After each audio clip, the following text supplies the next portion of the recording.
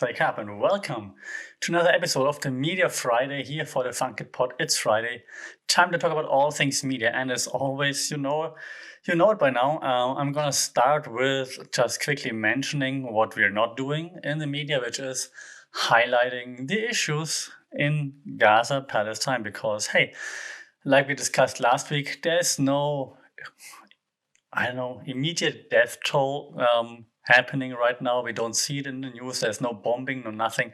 So let's just not talk about the issues. Everything is happy. Everything, to quote a Lego movie, is awesome, of course. Media, you're the best. You're the best, media. Of course, it's not the case. I'm being sarcastic. Please check back to the last podcast where we discussed this because that's really annoying. Same thing, of course, with Myanmar. However, there's a change to be announced. And I'm not going to announce too many details simply because not that I have a huge following here yet, but Joe Rogan coming for you. But I will have a chance to talk with someone who runs a media company, a media news outlet in Myanmar. And that person actually is right now trying to stay away or staying underground, basically. So in order not to be caught by the government and sent to wherever they send people they don't like. So I'm not going to mention any names or any publication, but depending on how much he or she, depending how much that person wants to, then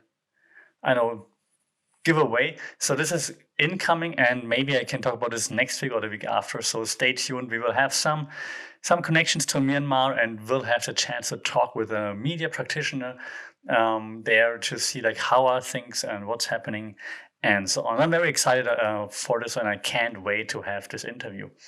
All right. Myanmar is one of the neighbors here in Thailand, right? So just to highlight that Myanmar is not the only country in Southeast Asia, not our only neighbor that struggles with the freedom of the press. I mean, Thailand also struggles with this, of course, but Laos is always just the country in Southeast Asia that's I think talked about the least. And that's not, it's not an economic powerhouse. It's not Thailand. It's not as big as Thailand. It's not as important in terms of economic power as Singapore, for example. It's not as developed as Malaysia and so on. It's a very nice country to visit, though, and the people are, at least the ones that I met every time I went there, very nice. I've been to Vientiane numerous times, been to Luang Prabang, of course. So it's really nice to visit. So if you ever end up traveling Southeast Asia, go to Laos.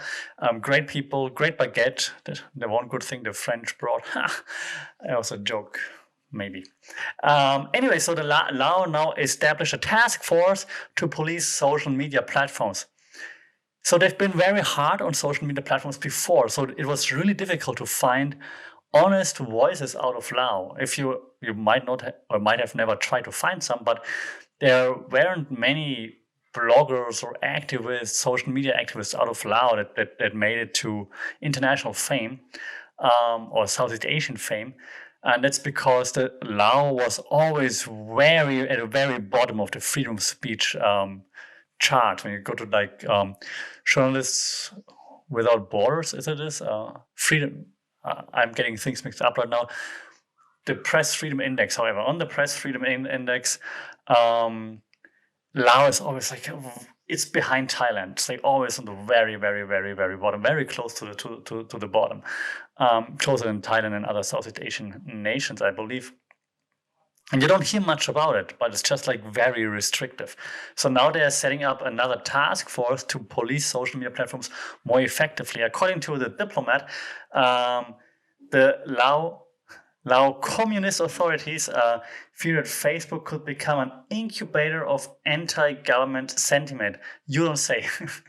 So even it's already restrictive, they think, oh no, now we have to be more active in policing the social media usage.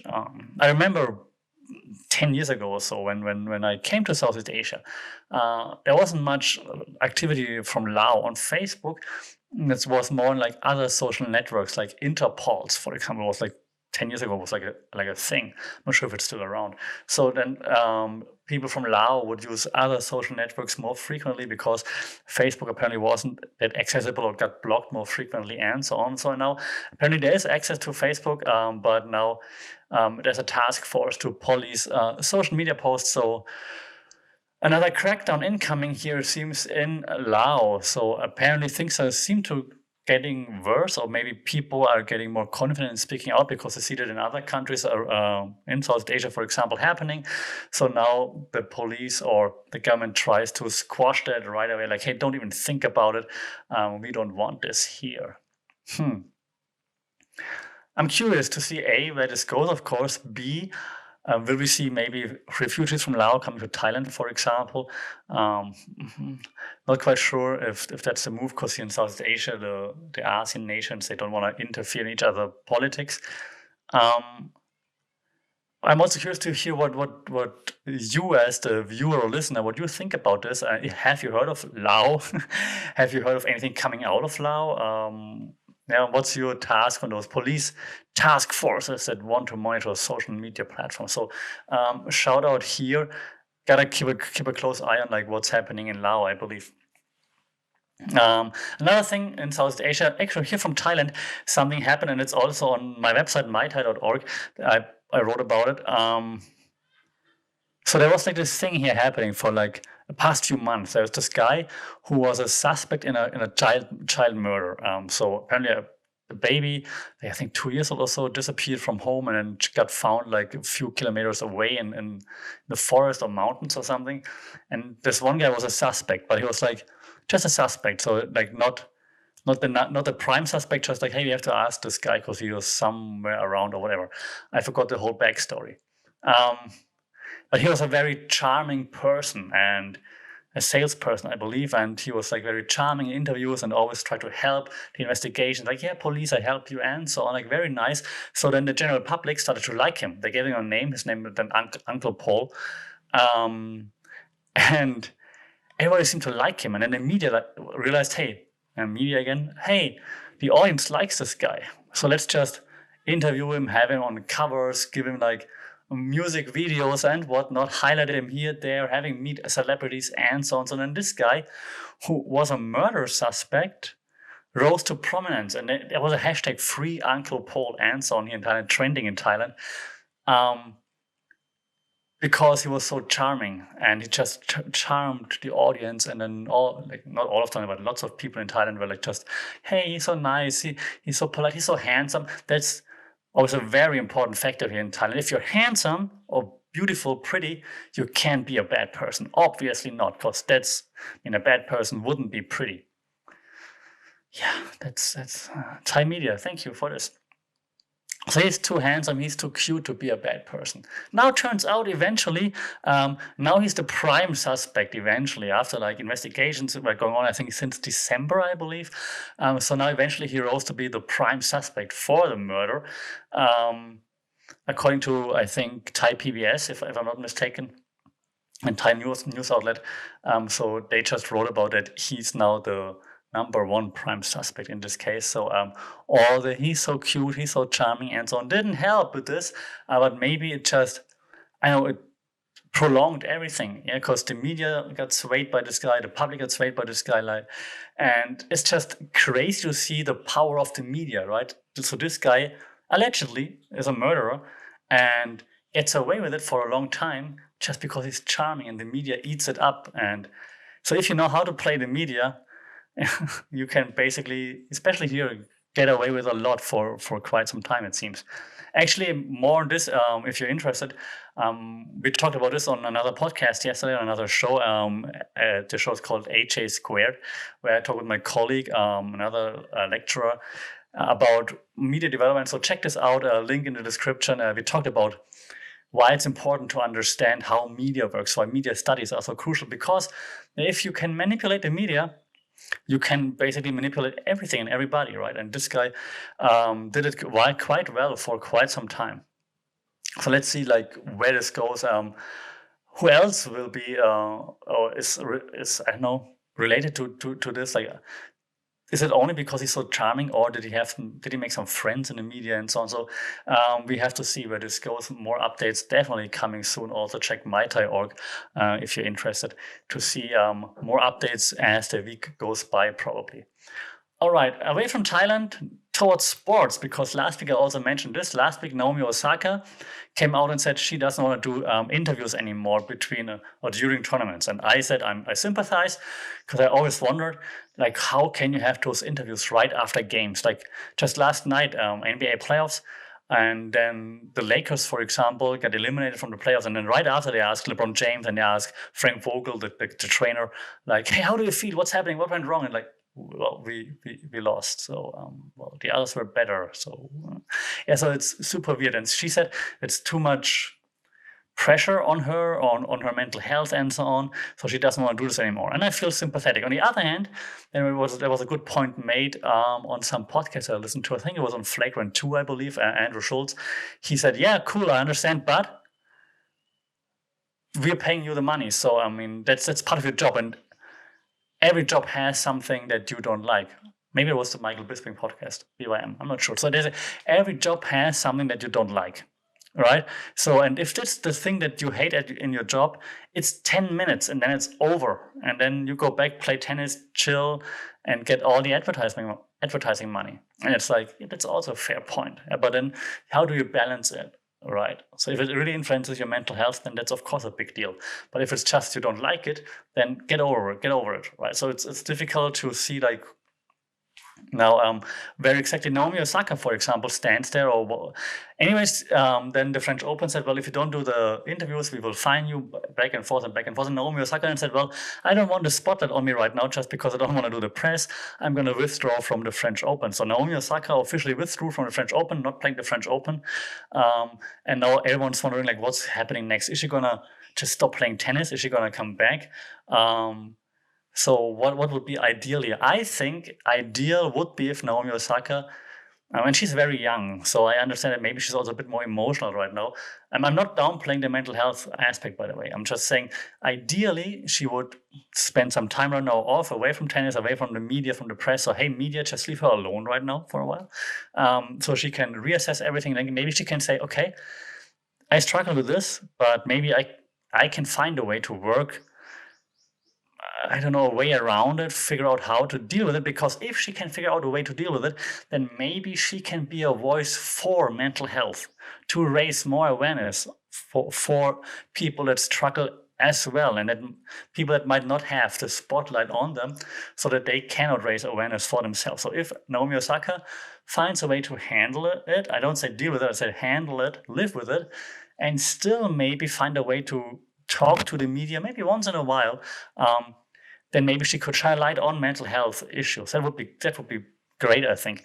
In regards to those press conferences between tournaments, I still think they are not necessary, and maybe you shouldn't be just forcing everybody to those interviews all the time. I'm sure professional athletes, they realize that they need the media to make more money, to get more advertising and so on. So then they will not say no all the time. I'm sure they would still say yes to interviews, to press conferences quite frequently, unless they really feel down or they really feel like they can't handle it right now, because eventually the more eyes on them, the better for them, the more money they make, right?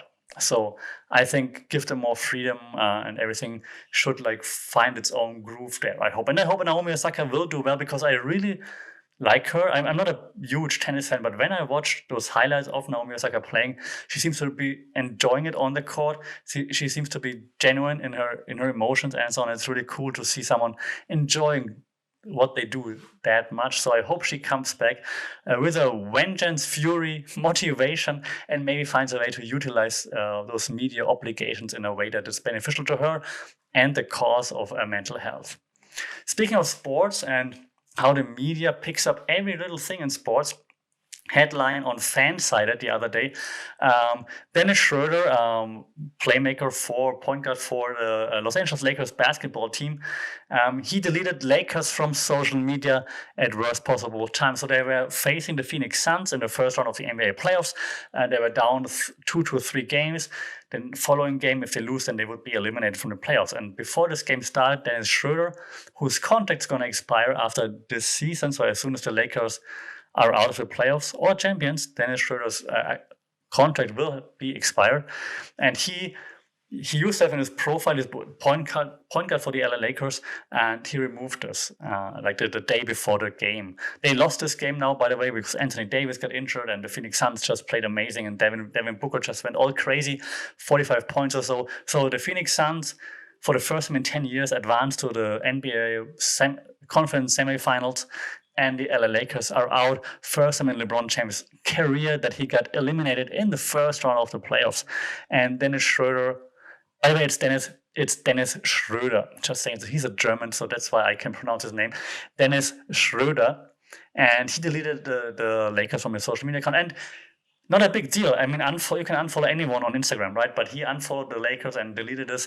It was just stupid timing, of course, but also the media jumping on it, like, oh my God, he did this, he did that. And just asking questions like, why did you do it? Why did you do it at this time? Couldn't you wait?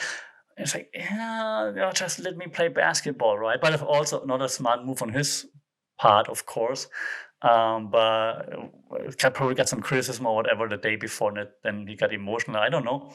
But just another example of like how the media jumps on just every little thing with pro athletes. Like, hey, you use this emoji on your Twitter. What the hell? So, Speaking of sports, last sport news here. Another basketball player, basketball heavy show today. Another basketball player, LaMelo Ball from the Ball family, such a baller. Now, I read an article, and I have to be honest, I don't quite understand it yet. So feel free to let me know what exactly that means. The article states that there will be NFTs available, LaMelo NFTs that you can purchase, that will be tied to his career. So the better he plays, the more he achieves, the more valuable those NFTs will be. Now, I don't understand that. I understand that, of course, he plays well, he gets more famous, he gets a superstar, then more people would want those NFTs. And that's why maybe the demand is higher, then they cost more money. But how are they exactly tied to his career? Like, are they tied to like rebound stats, to points per game stats? I couldn't find it. I couldn't find more information. I just saw the statement by the management that they have this, but they didn't really explain how it works. So if someone has more information on this, I'd be curious to see like how NFTs can be linked to real world achievements directly, not like indirectly via supply and demand. That would be interesting. So if you know this, let me know. I'm really curious to hear this. If not, I'll try to find out how that actually works and maybe can get back to you also on this next week. All right, enough sports for now, though. Let's also talk about our friends over there at Facebook, Twitter, and so on, because, well, it's a media-heavy podcast every Friday. So let's talk a little bit about social media. Facebook just... I'm smiling because it had to happen. They opened up Messenger API for Instagram. Yay. They say you can provide new customer service potential with this. Yeah, that's true. Also means you can just stalk me now via Instagram messaging. As a marketer, I'm like, yes, digital marketing, cool, because everyone's on Instagram, not on Facebook, so just show the Instagram button, like, way better. But as a user, I mean, yeah, it's convenient, but it's also, oh, no, it's everywhere. No. What do you think about this? Let me know. Speaking of social media networks, Twitter is really thirsty for money right now. Like we talked about it last week and the week before about the verification check mark that you can buy for like $2.99 per month, I believe. So now they announced the initial test of ads in fleets. Yes, more advertising, Twitter. Thank you very much. So now in fleets, the story posts of Twitter, you can now also have advertising in there. I mean, it's not like we haven't seen this in IG stories, but Twitter late to the game of like everything disappearing content and so on, but now they're like, hey, let's also just do advertising there because they want more money. Nice. I'm not sure. I'm not sure what I think about it. So it makes sense from a business point of view. Of course, it does. Maybe that also indicates that fleets are being successful. Not sure. I never used them, to be honest, but maybe it works. But it just looks a bit thirsty. It's like, hey, and we have here something else. Let's grab the money there. And let's grab the money there. And it's just like copying like Facebook, Instagram, and so on. So I'm waiting for something unique from Twitter for a while now. And I don't mean extend your updates to 360 characters or something like this. I'm waiting for something unique from Twitter. So that would be cool to see. Don't just follow everything else and be like years late to the party. Innovate, Twitter, innovate. Speaking of Twitter, I read an article on the conversation, and I would like to have some opinions on this. So the article said, journalists are not going to stop tweeting, but should media outlets exert more control over their posts? And this goes into detail, talking about like how ABC told their employees, their journalists, that aren't required to have a personal Twitter accounts. They can just use their professional Twitter accounts for work, of course. But if they have personal Twitter accounts, then they shouldn't be tweeting anything that's contradictory to ABC guidelines and to the ABC and blah, blah, and so on. So basically, watch your tweet. So the company tells their employees, watch what you tweet. It needs to be in guideline and guidance with what we are doing here. Don't get out of line and so on. And it led to a huge outcry amongst ABC journalists, but also journalists across the board. And now there's a huge discussion. So should there be control? Should you, if you're a journalist, right, and you make money with creating content, then shouldn't you always be in line with the company, with the outlet that pays you money to write for them? Or you write for them, and then your Twitter is your personal thing, and you can just you should be able to tweet whatever. I'm obviously in favor of the latter. From a business point of view, I understand the first take on it, right? I understand, like, hey, you wrote this article for us, and now you're like saying something controversial about it. Like, why would you do that? So as I read this on the website, The Conversation, I would like to have a conversation about this with you in the comments, via email, funkitpod@gmail.com, via social media, and so on, because I think that's very interesting. Simply, like, what's more important? It's more important to fall in line with your employers, be supportive, strengthen, basically the stance of your employer, but you wrote an article for them. So basically, like, just promote this, or promote yourself and have your own credibility out there and so on. The answer seems obvious, like, of course, we have credibility, freedom of speech, and so on, but who pays you the money, right? So from a business point of view, I do understand that they would want to have more control over the post of their employees. So let me know what you think. I think that's a very interesting discussion to be had. I'm looking forward to some replies in, and maybe I can sum it up in our next show together next week, to say, like, what's the common take on this. Smooth transition. No. So sticking with social networks, though, Facebook also announced something again. They said they're going to end, and I quote, special treatment for politicians after the Trump ban.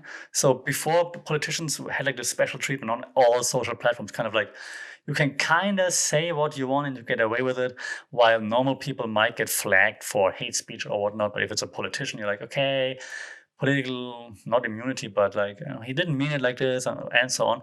So politicians were able to say more usually. But now Facebook said, no more special treatment for politicians. Same rules apply to everybody. And if you say something offensive, not woke, that's my take on it, something not PC, then you still can get banned, flagged, or whatnot, maybe even banned. So welcome to the normal life, dear politicians.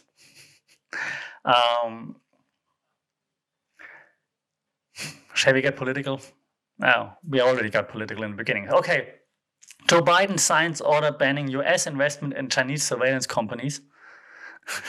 It's like, I mean, I understand it. Obviously, I understand it. Like, it's like China, US right now, back and forth. It's like, but it's like kindergarten, right? And China withdraws whatever from the US, then the US withdraws investment from Chinese surveillance companies, and back and forth and back and forth. Like, children, just go into your respective corners, be quiet, and come back out when you cool down. Interestingly enough, though, the document doesn't say anything about TikTok or WeChat, so it didn't address any of those big tech companies that obviously also have investment from US backers, right? So he didn't say anything about this. So right now it's only surveillance companies. Fair enough, I guess. Don't want to invest in surveillance companies that then use surveillance technology to, well, basically spy on you. But didn't talk about WeChat, TikTok, or ByteDance and the parent company of TikTok. So yeah, I maybe they're too big to take them on. I don't know. Too much investment in there. Maybe they don't want a social media war with those giants.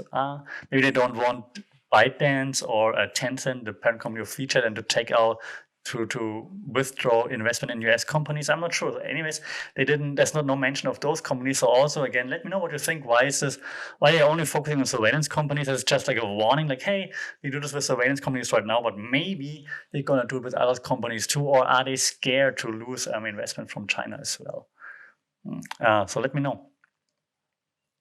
Okay, so before we go even more serious, I have to add like one very funny bit to like just loosen up in between. I read it on The Verge, so credit to The Verge for that story. It's under the TLDR segment of The Verge that they always do. And the headline is, a very sus chicken nugget shaped like an Among Us crewmate sells for $99,997 on eBay. Are you me? A chicken nugget for $100,000 just because it really looks like the Among Us character. What the hell? And apparently it's from the BTS meal, which makes it even more valuable, of course. 100K? Oh my god, I'm gonna go to McDonald's and buy all the chicken nuggets later. Seriously, forget NFTs. Chicken nuggets is where it's at. I'm gonna start a chicken nugget platform later. Chicken nugget traders. Forget VFriends by Gary Vaynerchuk. I'm starting Chicken Friends. Chickenfriends.com. Gonna be online later. You can buy all kinds of shapes, nugget shapes, like Among Us, like Jesus. I don't care. 100K. The heck. Okay, that's the funny part. Let's go to the less funny part. And today I'm in teacher mode. I'm sorry. I really talk about topics I really would like to get some feedback because so Google confirmed that a diversity executive is no longer enrolled after problematic posts. So the guy in charge of diversity, one of the guys in an executive role in the diversity whatever sector at Google, and I'm not going to say his name, just there's no need in name shaming and so on. He wrote a blog post slamming the state of Israel. He wrote it in 2007. So it's like 1, 2, 3, 4, 5, 14 years ago. I don't know how old he is right now. I don't know how old he was back then. When he said like things like Israel is like a war-hungry nation. And well, the wording definitely is problematic, of course, because you can't just go out and like call everybody in a certain country like war hungry and so on. But it's an article from 14 years ago. So an article that he wrote 14 years ago, should it come back to bite him in the ass 14 years later? I'm assuming 14 years ago he didn't work as a diversity executive for Google. Maybe he didn't even graduate yet, didn't study yet, or I don't know. And maybe he did, but like his life was completely different. It's like 14 years. So should this still be a thing that it hunts him 14 years later? If you say no, but then I would say, well, oh God, okay, this example doesn't hold up, and I'm exaggerating on purpose. But if Hitler would be alive, would you still hold him accountable for Mein Kampf, for example? Yes, we would. So then, I mean, why not the guy that wrote a blog post 14 years ago, right? So as you can see, I'm making points for both sides, and I would love to know what you guys think. I think it's a bit of both. So of course you could say like, hey, you wrote this back then, so maybe this is still who you are. But then again, it's 14 years later, and maybe he learned something. Maybe he changed. He opened his mind. He worked at Google with different people from different backgrounds, and hence has maybe a different opinion on it. So maybe you would have to assess this like differently. So I would be for saying like benefit of the doubt, I would assume that he changed over the last 14 years. And if there isn't anything that indicates that he's an anti-Semite over the last few years, then I might have just warned him and saying, man, I found this from you. Maybe you want to explain it and come out and say like why you wrote it back then and explain yourself rather than just having him leave. That's my take on it. Let me know your take on it. I got a few more headlines that I want to talk about.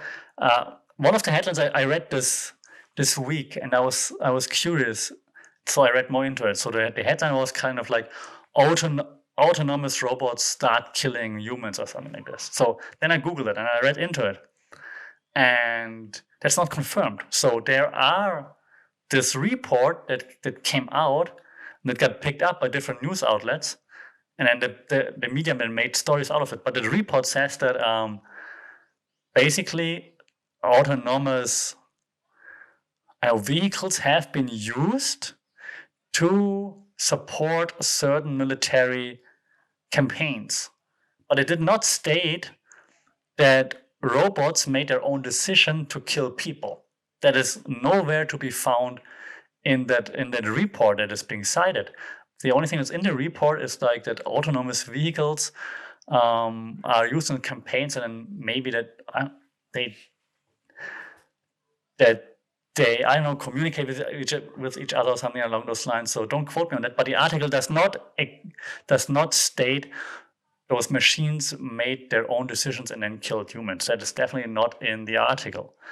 So that's just really strange. That's not strange, because if you know how the media works, then it's not strange. But it's strange how a journalist would try to just clickbait that much out of that.